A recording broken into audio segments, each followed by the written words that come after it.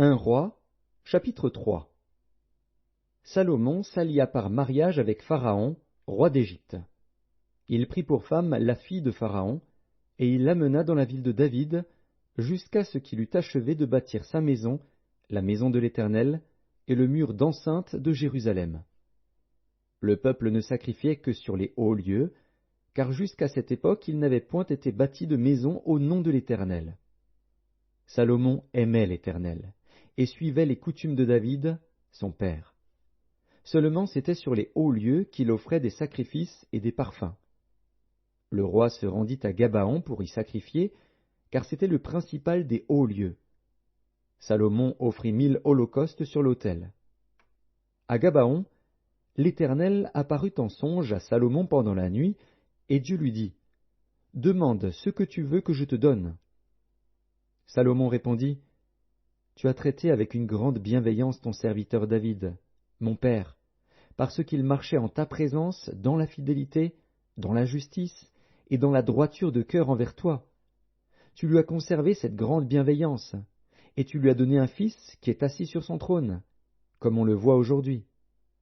Maintenant, Éternel mon Dieu, tu as fait régner ton serviteur à la place de David, mon père. Et moi je ne suis qu'un jeune homme, je n'ai point d'expérience. Ton serviteur est au milieu du peuple que tu as choisi, peuple immense, qui ne peut être ni compté ni nombré à cause de sa multitude. Accorde donc à ton serviteur un cœur intelligent pour juger ton peuple, pour discerner le bien du mal. Car qui pourrait juger ton peuple, ce peuple si nombreux? Cette demande de Salomon plut au Seigneur. Et Dieu lui dit, « Puisque c'est là ce que tu demandes, puisque tu ne demandes pour toi ni une longue vie, ni les richesses, ni la mort de tes ennemis, et que tu demandes de l'intelligence pour exercer la justice, voici, j'agirai selon ta parole. Je te donnerai un cœur sage et intelligent, de telle sorte qu'il n'y aura eu personne avant toi et qu'on ne verra jamais personne de semblable à toi.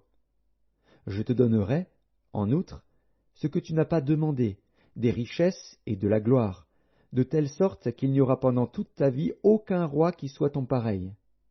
Et si tu marches dans mes voies, en observant mes lois et mes commandements, comme l'a fait David, ton père, je prolongerai tes jours. » Salomon s'éveilla, et voilà le songe.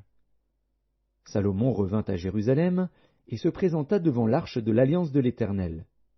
Il offrit des holocaustes et des sacrifices d'action de grâce, et il fit un festin à tous ses serviteurs. Alors 2 femmes prostituées vinrent chez le roi et se présentèrent devant lui. L'une des femmes dit, « Pardon, mon seigneur, moi et cette femme, nous demeurions dans la même maison, et je suis accouchée près d'elle dans la maison. 3 jours après, cette femme est aussi accouchée. Nous habitions ensemble, aucun étranger n'était avec nous dans la maison, il n'y avait que nous 2.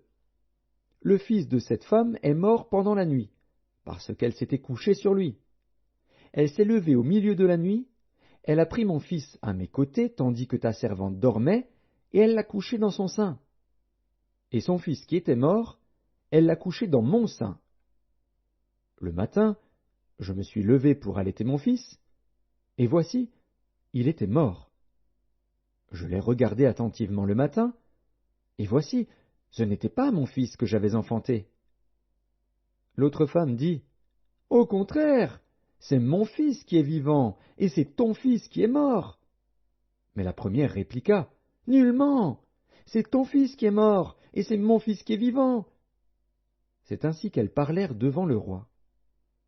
Le roi dit, « L'une dit, c'est mon fils qui est vivant, et c'est ton fils qui est mort, et l'autre dit, nullement, c'est ton fils qui est mort, et c'est mon fils qui est vivant. » Puis il ajouta, « Apportez-moi une épée. » On apporta une épée devant le roi. Et le roi dit, « Coupez en 2 l'enfant qui vit, et donnez-en la moitié à l'une et la moitié à l'autre. » Alors la femme dont le fils était vivant sentit ses entrailles s'émouvoir pour son fils, et elle dit au roi, « Ah, mon seigneur, donnez-lui l'enfant qui vit, et ne le faites point mourir. » Mais l'autre dit, « Il ne sera ni à moi, ni à toi. Coupez-le. » Et le roi, prenant la parole, dit: Donnez à la première l'enfant qui vit, et ne le faites point mourir. C'est elle qui est sa mère. Tout Israël apprit le jugement que le roi avait prononcé, et l'on craignit le roi, car on vit que la sagesse de Dieu était en lui pour le diriger dans ses jugements.